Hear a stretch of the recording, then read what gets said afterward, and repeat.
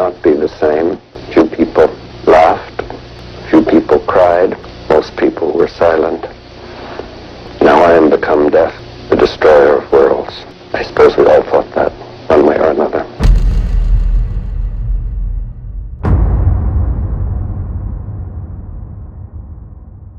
Perhaps the greatest physicist in history is J. Robert Oppenheimer. Despite not receiving a Nobel Prize, he had a greater impact on the world than most recipients of the honor. The greatest physicists of the 20th century worked under his direction to build the atomic bomb, which altered the path of history forever. This civilization might collapse in the event of another world war. Since the end of World War II, he has had an impact on every war fought and every peace agreement reached. In addition, he made it possible for humanity to end itself. How did one man come to hold the power to destroy entire cities? What does it say about humanity that such power was created?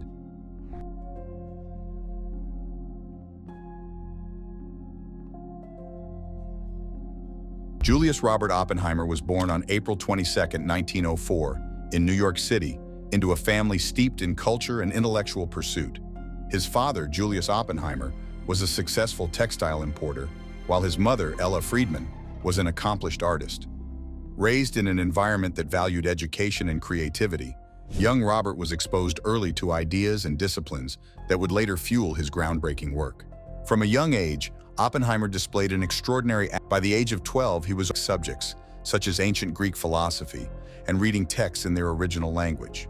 His sharp intellect and deep curiosity distinguished him from his peers, making it clear that he was destined for exceptional achievements. Oppenheimer attended the Ethical Culture School in New York, excelling in his studies before moving on to Harvard University.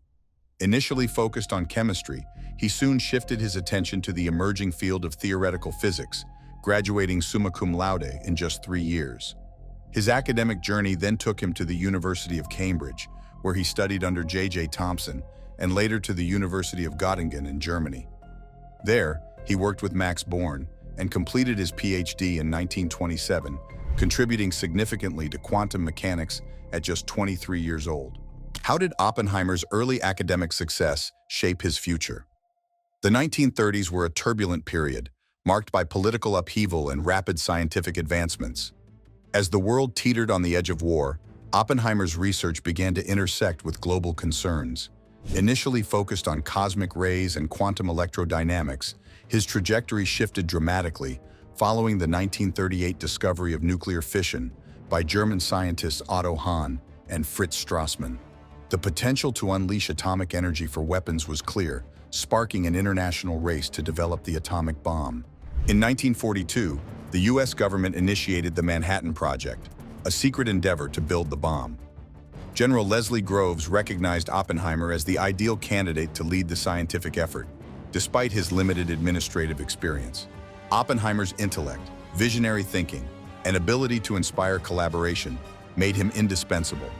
Under his leadership, Los Alamos, New Mexico, became the hub of the project. Here, Oppenheimer assembled a team of brilliant minds, including Enrico Fermi, Niels Bohr, and Richard Feynman. Despite immense pressures, Oppenheimer's leadership was defined by scientific rigor and a profound sense of responsibility.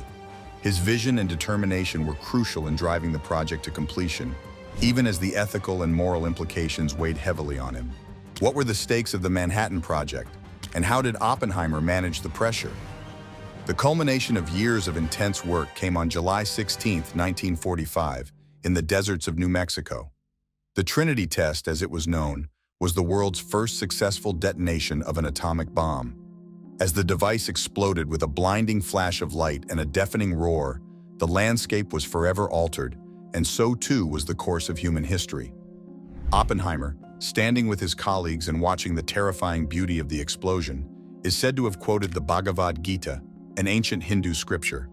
"Now I have become death, the destroyer of worlds."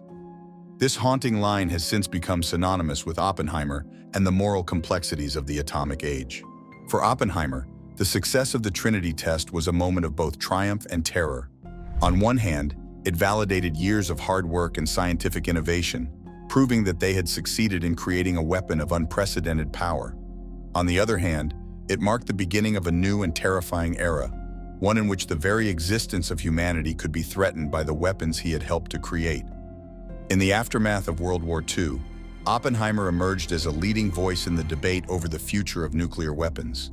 He was acutely aware of the potential for these weapons to bring about unprecedented destruction and became a vocal advocate for international control and regulation of nuclear technology. Oppenheimer's moral concerns were not merely academic. He was deeply affected by the suffering caused by the bombs in Japan and the knowledge that he had played a key role in creating such a devastating force. He feared that without proper oversight, the world could be plunged into a new and even more catastrophic conflict.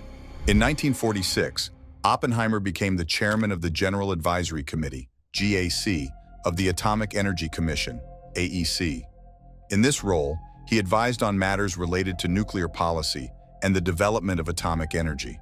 One of the most significant issues he faced during this time was the debate over the development of the hydrogen bomb, a weapon even more powerful than the atomic bombs dropped on Japan. Oppenheimer was staunchly opposed to the development of the hydrogen bomb, arguing that its creation would lead to an arms race with devastating consequences. He believed that the United States should focus on achieving international agreements to limit the proliferation of nuclear weapons, rather than developing even more destructive capabilities. However, Oppenheimer's stance put him at odds with powerful figures within the U.S. government and military. His opposition to the hydrogen bomb was seen as a threat to national security by some, particularly in the context of the rising tensions of the Cold War.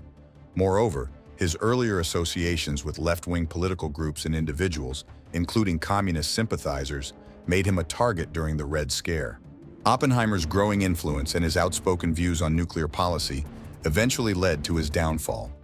In 1954, he was called before a security hearing by the U.S. government to assess his loyalty to the nation. This hearing, which was part of a broader effort to root out communist influence in American institutions, would have far-reaching consequences for Oppenheimer's career and legacy. The hearing was a highly publicized and politically charged event. Oppenheimer was accused of being a security risk, largely due to his past associations and his opposition to the hydrogen bomb. The proceedings were marked by intense scrutiny of his personal and professional life, with witnesses called to testify about his political affiliations and actions during the Manhattan Project. Despite the lack of concrete evidence against him, Oppenheimer was ultimately stripped of his security clearance, effectively ending his career as a government advisor on nuclear policy. The decision was widely seen as a political maneuver to silence a prominent critic of the arms race and the growing influence of the military-industrial complex. Was Oppenheimer a victim of political paranoia, or did his past associations justify the government's actions? Oppenheimer's fall from grace was a profound blow to the scientific community, which had long revered him as a visionary leader. Many of his colleagues viewed the hearing as a travesty of justice, a witch hunt driven by fear and paranoia rather than genuine concerns about national security. For Oppenheimer himself, the experience was deeply traumatic, leaving him disillusioned and isolated. In the years following the hearing, Oppenheimer retreated from public life, spending much of his time at the Institute for Advanced Study in Princeton, where he had been the director since 1947. Despite his reduced public role, he continued to reflect on the moral and ethical implications of his work, often expressing deep ambivalence about the legacy of the atomic bomb. What does Oppenheimer's story teach us about the responsibilities of scientists and the ethical challenges they face? Oppenheimer's story is one of brilliance and tragedy, of a man who changed the course of history but was ultimately consumed by the consequences of his actions. He remains a symbol of the complex relationship between science and society, a reminder that the pursuit of knowledge can lead to both great progress and great peril. In the years since his death in 1967, Oppenheimer's legacy has been the subject of ongoing debate. Some view him as a hero, a brilliant mind who helped end a brutal war and set the stage for the scientific advances of the 20th century. Others see him as a cautionary tale, a man whose genius was overshadowed by the devastating impact of his creations. Today, as we grapple with the challenges of a new era, one in which technology continues to shape our world in ways both profound and unpredictable, Oppenheimer's story serves as a powerful reminder of the responsibilities that come with scientific discovery. It is a story that asks us to consider not only what we can do with our knowledge, but what we should do, and how we can ensure that our pursuit of progress is guided by a commitment to the greater good. As we look back on the life of J. Robert Oppenheimer, we are left with more questions than answers. How should we remember a man who brought both light and darkness into the world? Can we separate his scientific genius from the moral implications of his work? And what lessons can we learn from his story as we navigate the challenges of our own time? Oppenheimer's legacy is complex, and perhaps that is fitting. After all, he was a man who understood better than most the duality of human nature, the capacity for both creation and destruction, for knowledge and ignorance, for hope and despair. So what do you think? Is Oppenheimer a hero or a tragic figure, or perhaps both? Let us know your thoughts in the comments below, and don't forget to like, share, and subscribe.